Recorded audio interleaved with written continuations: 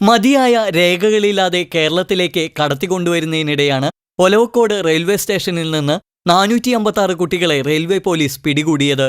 മലപ്പുറത്തെ child welfare കമ്മിറ്റിക്ക് കുട്ടികളെ റെയിൽവേ പോലീസ് കൈമാറിയെങ്കിലും അവിടെ ഇത്രയും കുട്ടികളെ താമസിപ്പിക്കാൻ സൗകര്യമില്ലെന്ന കാരണത്താൽ 123 ആൺകുട്ടികളെ തൃശൂർ രാമവർമ്മപുരം ചിൽഡ്രൻസ് ഹോമിലേക്ക് മാറ്റുകയായിരുന്നു. എന്നാൽ രാമവർമ്മപുരത്തും ഇത്രയും കുട്ടികളെ പാർപ്പിക്കാൻ സൗകര്യമില്ലാത്തതിനാൽ 123 കുട്ടികളിൽ 100 പേരെ ഗവൺമെന്റ് അംഗീകാരമുള്ള ജില്ലയിലെ 5 സന്നദ്ധ സംഘടനകളുടെ അനാഥാലയങ്ങളിലേക്ക് മാറ്റി. അതേസമയം ഇവിടെ പാർപ്പിച്ചിരുന്ന അന്യസംസ്ഥാന കുട്ടികൾ രാമവർമ്മപുരം ചിൽഡ്രൻസ് ഹോമിന്റെ ജനൽ ചില്ലുകളും വാതിലിന്റെ പൂട്ടുകളും തകർത്തു. ഇതേ തുടർന്ന് പേരാമംഗലം CI അബ്ദുൾ മുനീറിന്റെ നേതൃത്വത്തിലുള്ള സംഘം ചിൽഡ്രൻസ് ഹോമിൽ പരിശോധന നടത്തി. കുട്ടികൾ അക്രമകാരികളാവാൻ തുടങ്ങിയതോടെയാണ് തിരക്കിട്ട് അധികൃതർ 100 പേരെ മാറ്റിയത്.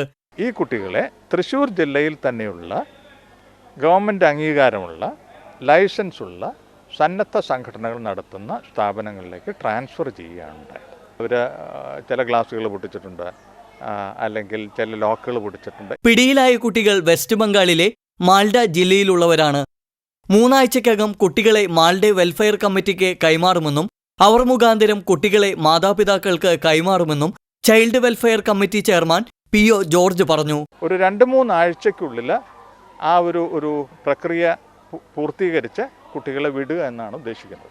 ഓക്കെ, അത് ഇപ്പോൾ ഗവൺമെൻറ് തലത്തിലുള്ള ഒരു നടപടിക്രമത്തിൻ്റെ ഭാഗമായിട്ട് കഴിയുന്ന വേഗം നമ്മൾ കുട്ടികളെ ഇവിടുന്ന് വിട്ടയക്കുകയാണ്. അനാഥാലയങ്ങളുടെ മറവിലും ബാലവേലയ്ക്കും മറ്റ് ചൂഷണങ്ങൾക്കുമായി കുട്ടികളെ അന്യസംസ്ഥാനങ്ങളിൽ നിന്നും കേരളത്തിലേക്ക് കൊണ്ടുവരുന്നത് വ്യാപകമായ സാഹചര്യത്തിൽ പരിശോധനകളും നടപടികളും കർശനമാക്കേണ്ടതുണ്ട്.